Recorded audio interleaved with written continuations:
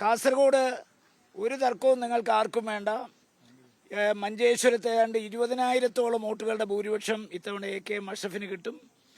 അതിന് സമാനമായ ഭൂരിപക്ഷം നമ്മുടെ കാസർഗോട്ട് കല്ലട്ര മായിഹാജിക്ക് കിട്ടും. ഉദുമയിൽ അതുപോലെ തന്നെ ശ്രീ നീലകണ്ഠനും നല്ല ഭൂരിപക്ഷം കിട്ടും. ഞങ്ങൾക്ക് ആകെ സംശയമുള്ളൊരു സീറ്റ് കാഞ്ഞങ്ങാട് മാത്രമാണ്.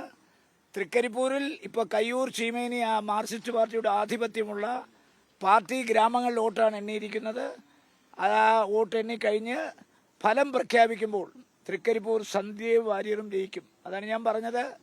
കാസർഗോഡ് ജില്ലയിൽ നിന്ന് 4 MLA-മാർ ഇത്തവണ സത്യപ്രതിജ്ഞയ്ക്ക് ഉണ്ടാകും എന്ന് പറഞ്ഞല്ലോ. അത് 4ഉം UDF MLA-മാരായിരിക്കും എന്നുള്ള കാര്യത്തിൽ യാതൊരു തർക്കവും വേണ്ട. ഞാൻ പറഞ്ഞല്ലോ, ഈ സർവേ ഫലത്തിൽ നിന്ന് വിരുദ്ധമായി വിപരീതമായി ഒരുപാട് അണ്ടർ കറൻസ് കേരളത്തിലുണ്ട്. ഞാൻ തലശ്ശേരിയിൽ കോടിയേരി ബാലകൃഷ്ണനെതിരെ മത്സരിച്ച ഒരു സ്ഥാനാർത്ഥിയായിരുന്നു. 50,000-ഓളം വോട്ടിൻ്റെ ഭൂരിപക്ഷം ഏതാണ്ട് 8,000-ഓളം വോട്ടായി കുറച്ചു കൊണ്ടുവരാൻ എനിക്ക് തലശ്ശേരിയിൽ സാധിച്ചു. അന്ന് തലശ്ശേരിയിലെ ഒരു പഞ്ചായത്തായിരുന്നു ധർമ്മടം. ആ ധർമ്മടം പഞ്ചായത്ത് കൺവേർട്ട് ചെയ്തിട്ടാണ് മാർക്സിസ്റ്റ് പാർട്ടിക്ക് ഒരിക്കലും മറ്റാർക്കും കടന്നു വരാൻ കഴിയാത്ത രീതിയിൽ കഴിഞ്ഞ ഡീലിമിറ്റേഷനിലൂടെ ധർമ്മടം എന്ന് പറയുന്നൊരു മണ്ഡലം ഉണ്ടാക്കി. ആ മണ്ഡലത്തിലാണ് ശ്രീ പിണറായി വിജയൻ മത്സരിച്ചത്. പിണറായി വിജയനെതിരെയും ചിന്തിക്കാനും പ്രവർത്തിക്കാനും വോട്ട് ചെയ്യാനും ധർമ്മടത്ത് പോലും ആളുകൾ ഉണ്ടായി എന്ന് പറഞ്ഞാൽ അതാണ് ആ മാറ്റത്തിൻ്റെ സൂചന എന്ന് പറയുന്നത്. അവിടെ ഇപ്പോൾ ധർമ്മടത്തെ പിണറായി വിജയൻ ജയിക്കട്ടെ, പക്ഷേ ഈ നിമിഷം വരെ പിണറായി വിജയൻ്റെ ചങ്കിടിപ്പ് വർദ്ധിപ്പിച്ചിരിക്കുകയാണ്. കാരണം അദ്ദേഹം പല സർവേയും പറഞ്ഞല്ലോ, ജനപ്രീതിയുള്ള നേതാവ് അദ്ദേഹം തന്നെയാണെന്നാണ് പല സർവേയും പറഞ്ഞത്. അദ്ദേഹത്തിനൊരു ജനപ്രീതിയില്ല. അദ്ദേഹത്തിൻ്റെ ജനപ്രീതിയൊക്കെ കെട്ടിച്ചമച്ചതാണ്. അത് ഒരു PR വർക്കിൻ്റെ ഫലമായിട്ടുണ്ടാക്കിയെടുത്തതാണ്.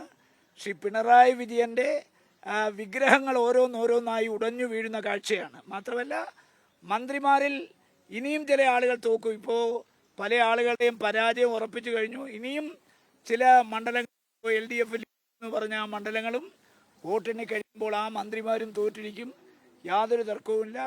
അപ്പോൾ അതുകൊണ്ട് ഞാൻ ഇന്നലെ പറഞ്ഞ അതിൽ ആവർത്തിക്കുന്നു, 100 തൊട്ട് 111 സീറ്റ് വരെ നേടി UDF കംഫർട്ടബിൾ മെജോറിറ്റിയോടുകൂടി ഇത്തവണ കേരളം ഭരിക്കും.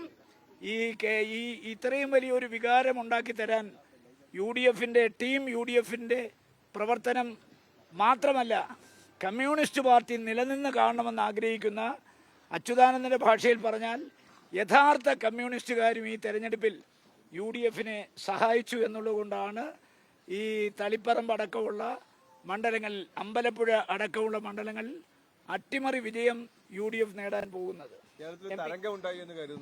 തീർച്ചയായിട്ടും തരംഗം ഇല്ലെങ്കിൽ 42 സീറ്റിൽ കിടന്ന UDF എങ്ങനെയാണ് 100 കവിയുന്നത്?